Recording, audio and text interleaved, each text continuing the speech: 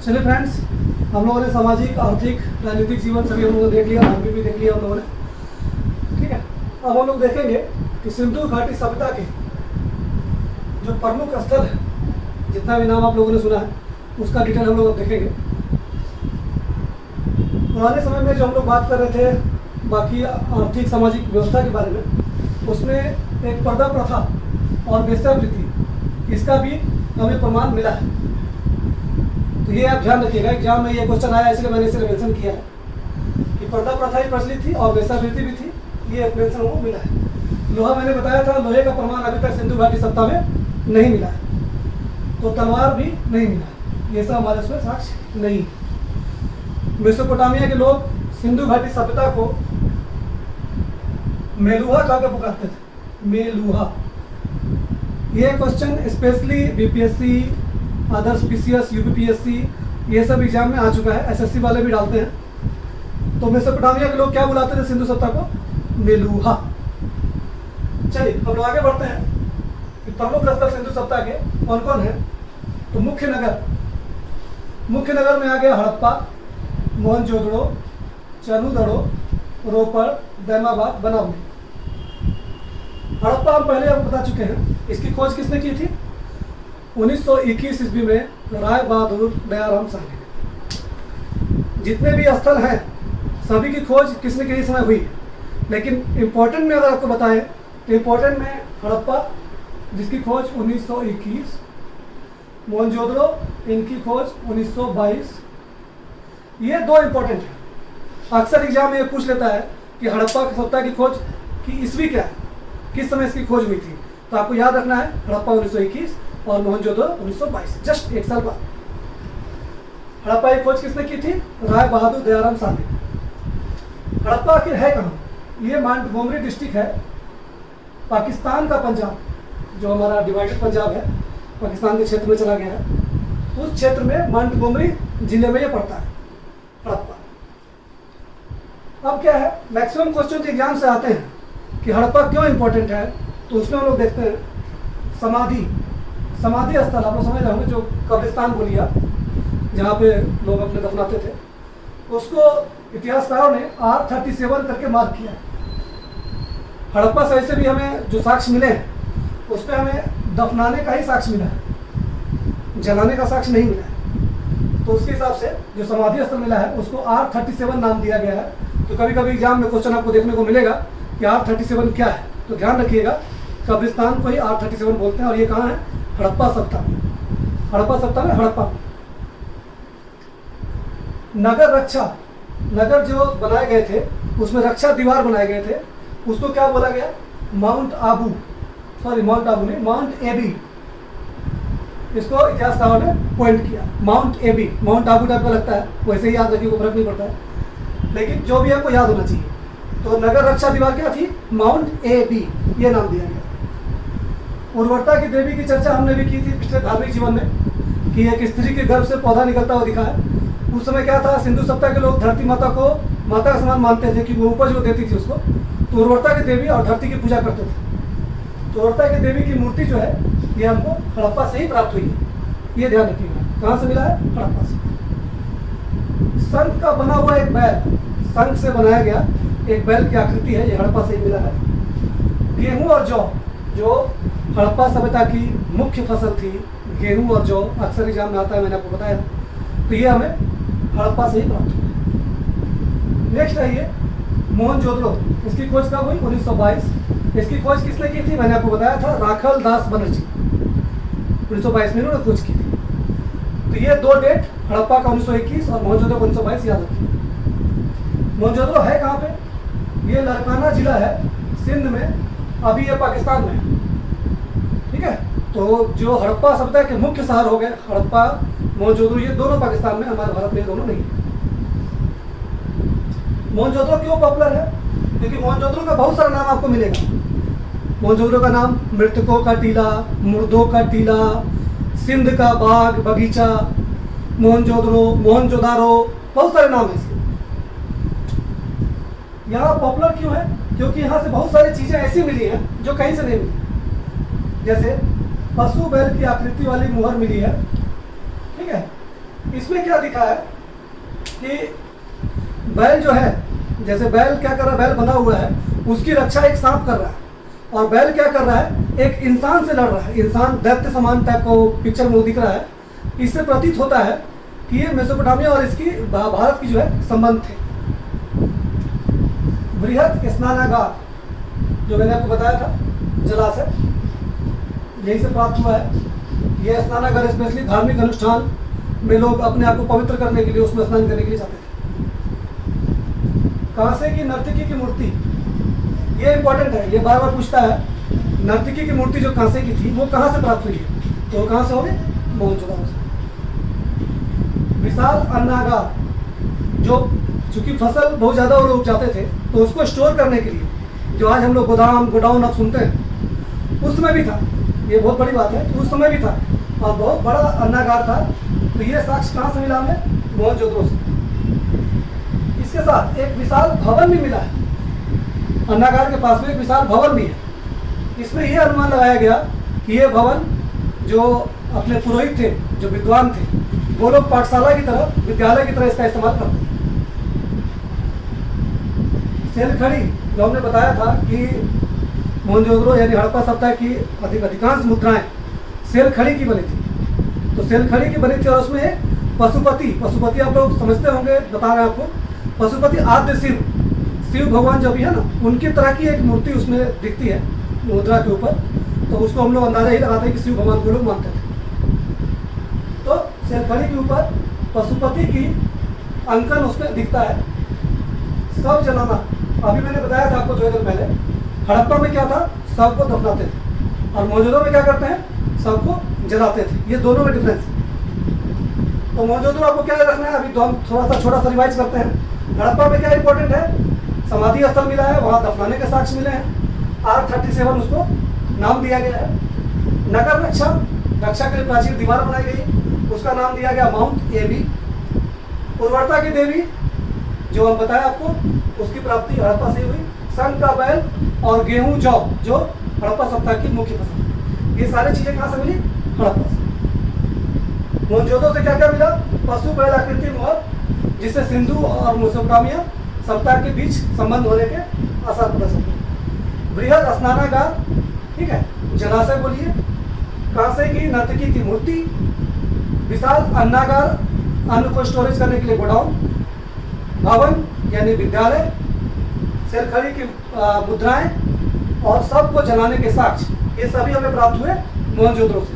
तो इस दोनों से बहुत सारे क्वेश्चन बनते हैं, एग्जाम में हमेशा ये डालते हैं, लेकिन सारा क्वेश्चन यहीं से आता है, आसपास से घुमा घुमा के ये क्वेश्चन आपको देना। आगे जब हम लोग ऑब्जेक्टिव करेंगे तो ये सारा आपको ऑब्जेक्टिव मिलेगा, तो आपको बिल्कुल क्लियर हो जाएगा। नेक्स्ट आइए, चनुदड़ो। मैंने आपको बताया था कि हड़प्पा और मोहनजोदड़ो के बीच 483 किलोमीटर का डिफरेंस है, और मोहनजोदड़ो से चनुदड़ो के बीच 130 किलोमीटर का डिफरेंस है। ये भी सिंध में है, मोहनजोदड़ो भी सिंध में है। इसमें क्या इंपॉर्टेंट है, चनुदड़ो में वक्राकार ईंट मिली है, ठीक है। और सबसे बड़ा इंपॉर्टेंट कि अभी आपको मैं बताऊं कि उस समय के जितने भी नगर थे, उन सभी में क्या था, दो दुर्ग थे, एक अपर दुर्ग, एक लोअर दुर्ग। अपर क्या था, जो वहाँ के शासक लोग थे, जो जनतंत्र चुने जाते थे, वो शासक लोग या वीआईपी लोग कहिए उस समय के, वो रहते थे अपर में। और नीचे क्या थे, बाकी सभी लोग रहते थे, मजदूर हो गए या निवासी हो गए, वो सब लोग नीचे रहते थे। तो दो दुर्ग में मैक्सिमम हड़प्पा सभ्यता का स्थल बटा हुआ है। लेकिन चनुदड़ो इकलौता एक स्थल है जहाँ पे कोई दुर्ग है ही नहीं, यानी अपर लोअर ऐसा कुछ भी नहीं।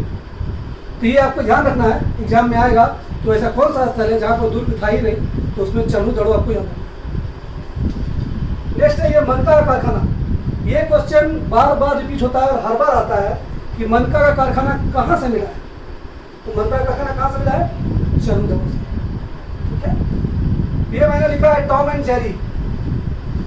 आश्चर्य करेंगे, उस समय की एक आकृति मिली है, उसमें चूहे का पीछा करते हुए एक बिल्ली के पंजे का निशान, उसमें चूहे के पंजे भी दिख रहे हैं और बिल्ली के पंजे दिख रहे हैं। तो कहने का ये भी कहाँ से मिला है, ये मिला आपको चनुदड़ो से। एग्जाम में एक क्वेश्चन आता है कि चूहे का पीछा करते हुए बिल्ली का निशान कहाँ से प्राप्त हुआ है, तो वो प्राप्त हुआ है चंद्रग्रहण से।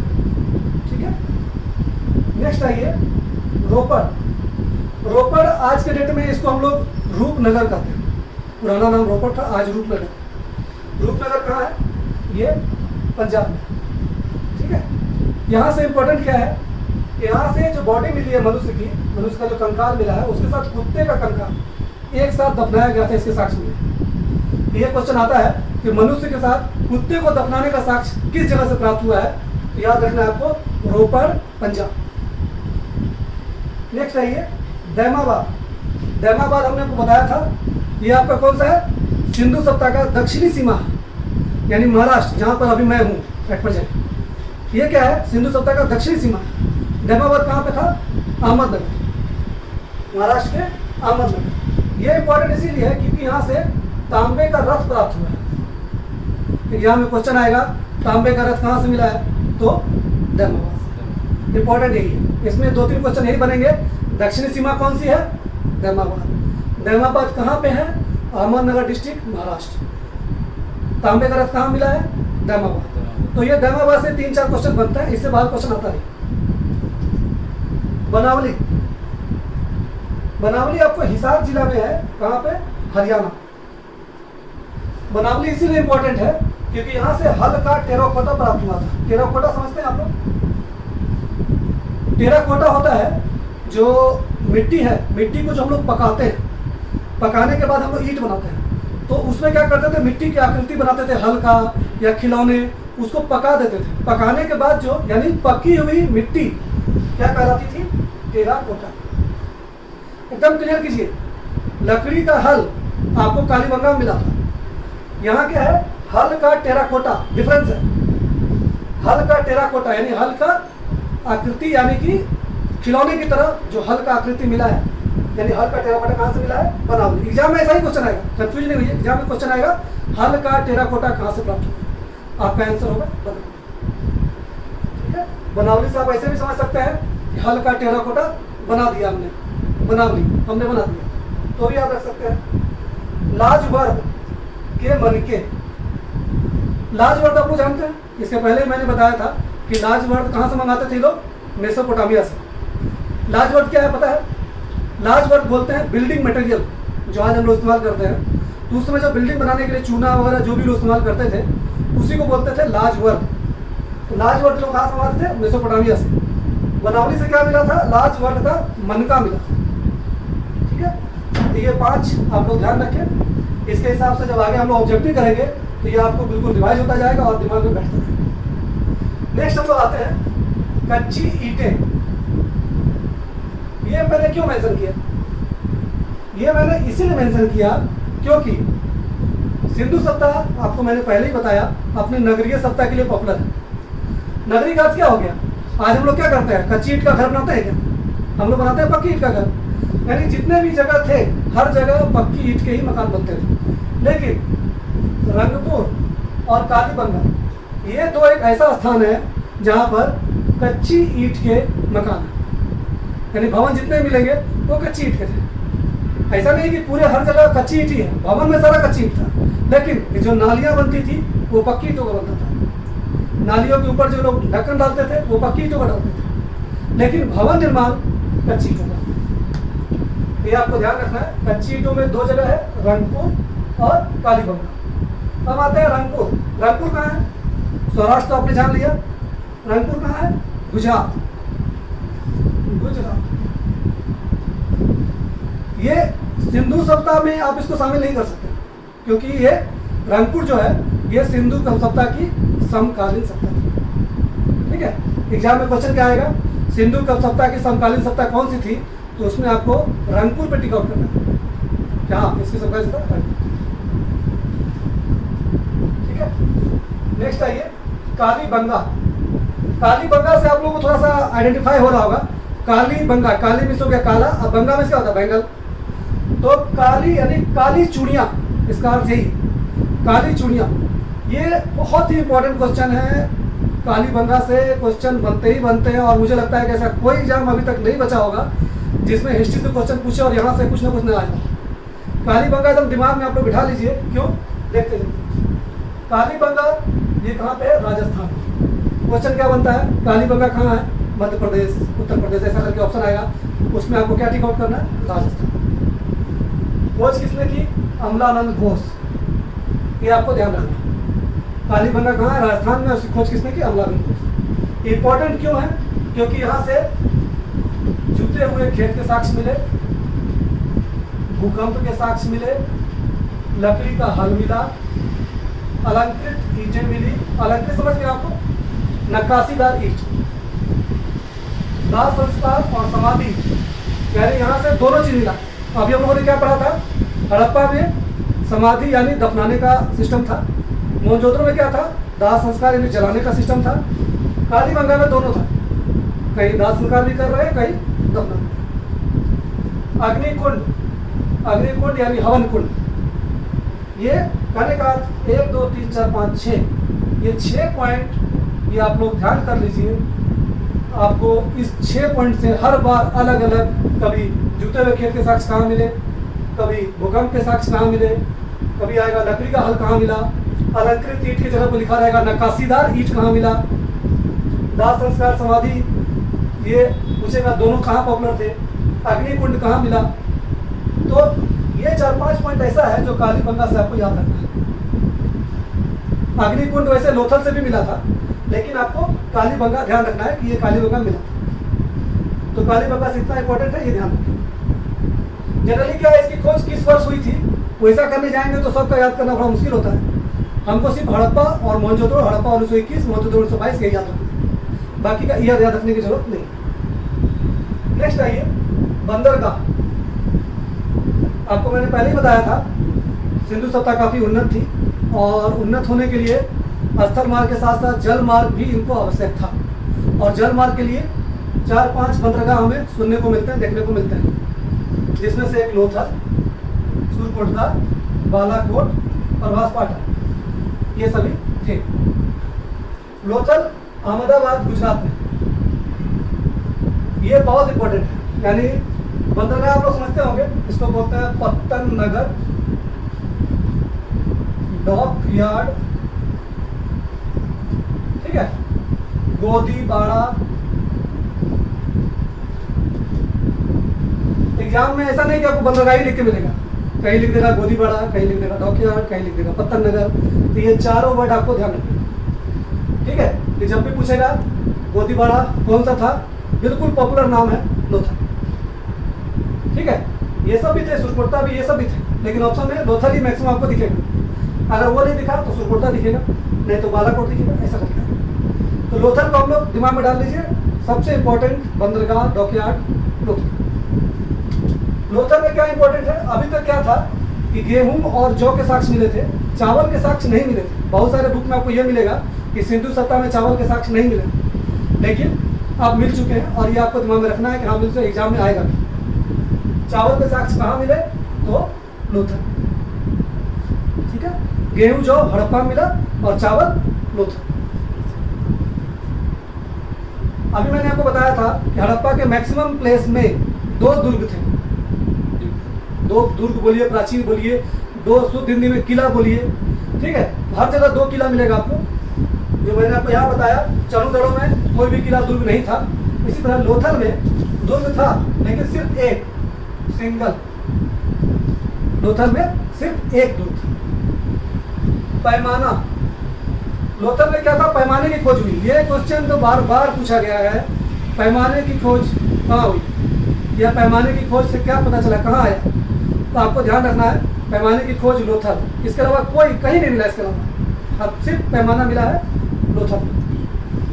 पैमाने से क्या पता चलता है हमको, कि लोग माप तौल करने के लिए इसका इस्तेमाल करते हैं। तो ये आपको ध्यान रखना है। घोड़ा, शुरुआती क्षणों में जब इसकी खुदाई हुई थी तो घोड़े के अवशेष प्राप्त नहीं हुए थे, तो ऐसा मानना था कि घोड़ा जो है वो यूज में था ही नहीं, उन लोगों यूज ही नहीं किया। मतलब लोग मानते थे घोड़े के साक्ष्य वहाँ नहीं, लेकिन घोड़े के साक्ष्य अब मिल चुके हैं। घोड़े के साक्ष्य 2 जगह से प्राप्त हो चुके हैं।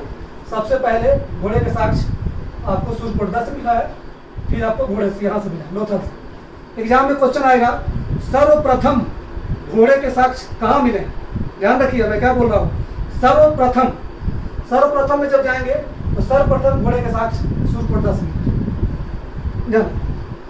सेकेंड में जाएंगे तब ये आएगा हमारा लोथल वगैरह, 2-3 जगह से मिल चुके हैं। सर्वप्रथम में आपको हमसे क्वेश्चन आता है तो वो सूर्यप्रदा। सूर्यप्रदा भी गुजरात में ही है, कोई अलग नहीं है।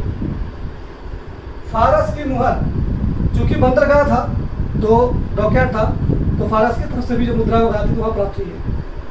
3 शव, हमेशा ये पूछेगा कि 3 युगल समाधान, यानी कि 3 समाधान, 3 बॉडी, 3 कंकाल एक साथ कहाँ मिला, तो ये सिंगल प्लेस है लोथल, यहाँ से क्वेश्चन आता है। एक वहाँ स्पेशल मिला है, आप लोगों ने पंचतंत्र की कहानियां पढ़ी होगी। पंचतंत्र की कहानी में एक बहुत ही पॉपुलर स्टोरी है जिसमें क्या रहता है कि चोंच में मछली दबाए एक चिड़िया बैठी होती है पेड़ के ऊपर, और नीचे लोमड़ी होता है, और वो उसे किसी तरह से बेवकूफ़ बनाकर वो मछली प्राप्त कर लेता है।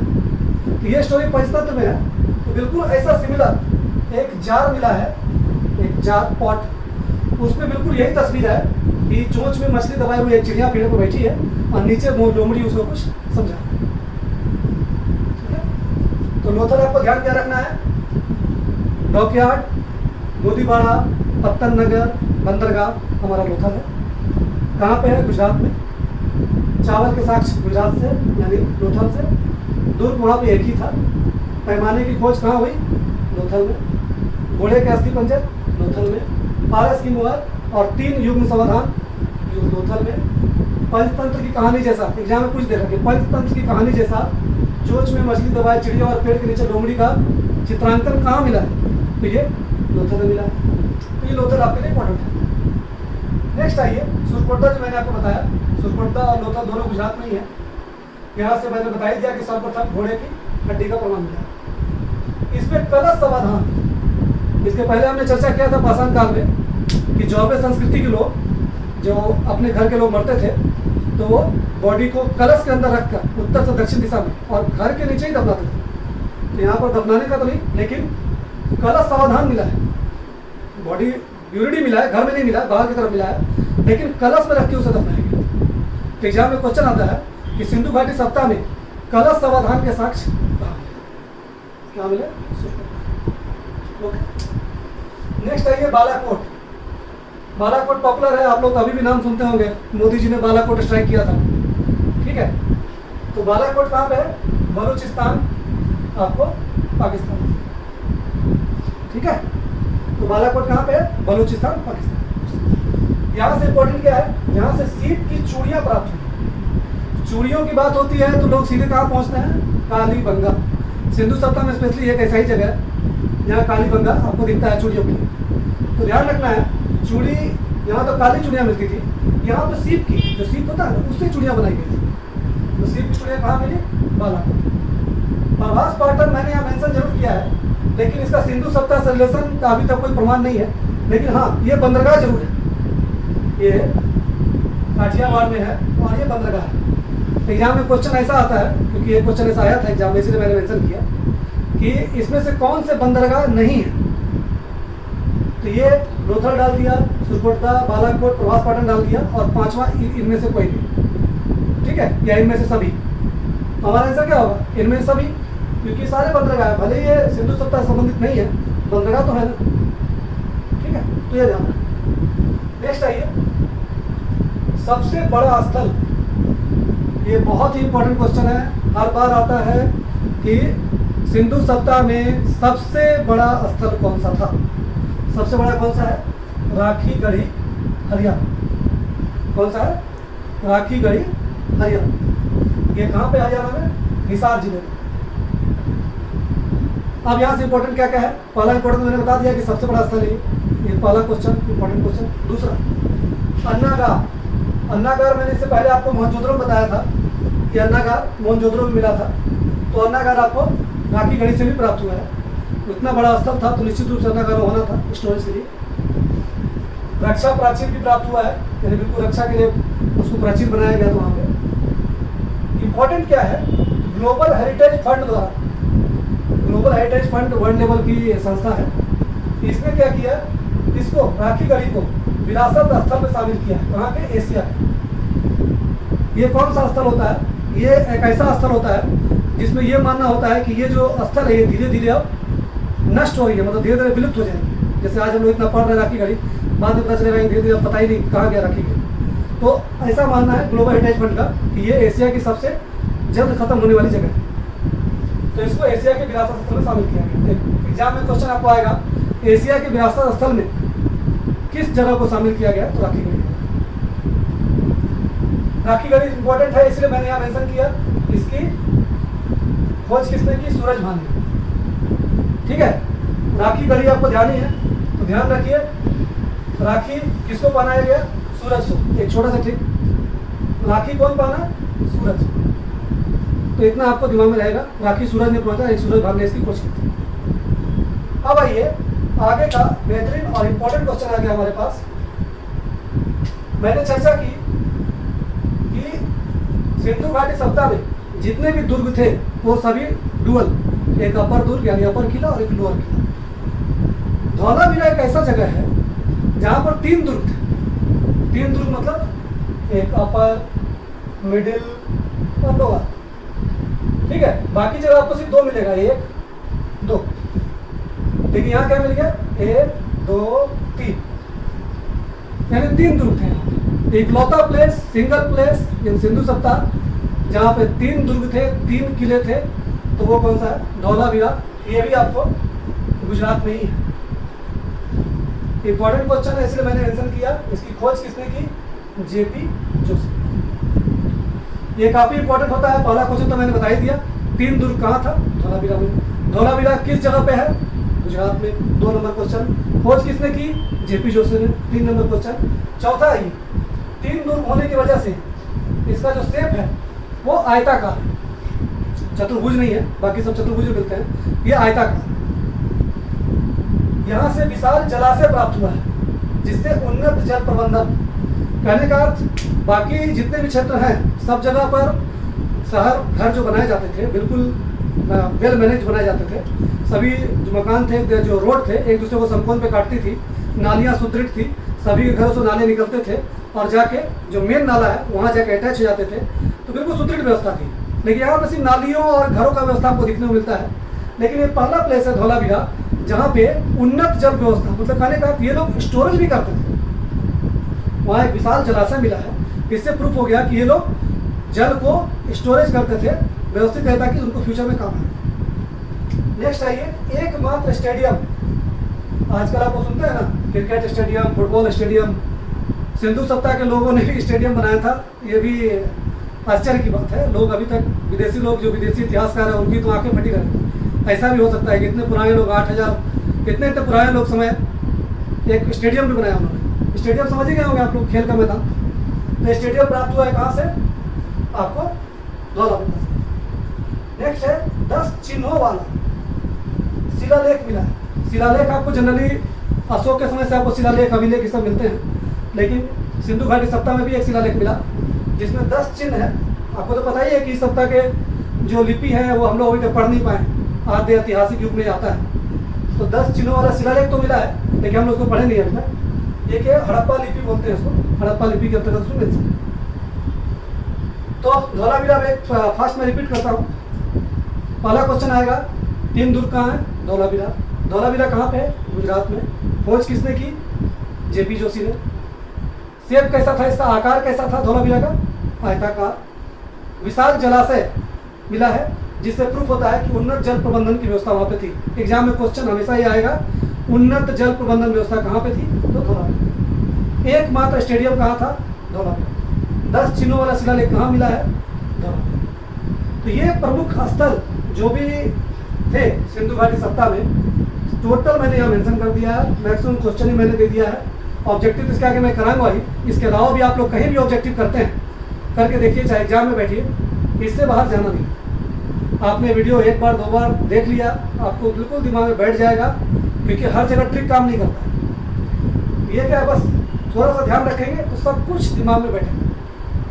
ओके, इसके आगे हम लोग अब जाएंगे फाइनल, देखेंगे कि जितने भी स्थल हैं वो किस नदी के किनारे बसे थे। क्योंकि मैंने आपको पहले ही बताया था कि हर जो स्थल है किसी न किसी नदी या किसी भी समुद्र के पास ही बसेगा, क्योंकि खेती करने के लिए पानी की सुविधा वहाँ सबको उपलब्ध रहती है, पानी पीने के लिए मिल जाता है, तो कहीं ना कहीं नदी के पास भी बसता है। एग्जाम में अक्सर क्वेश्चन आता है हड़प्पा किस नदी किनारे है, मोहनजोदड़ो किस नदी किनारे है, तो हम लोग आ गया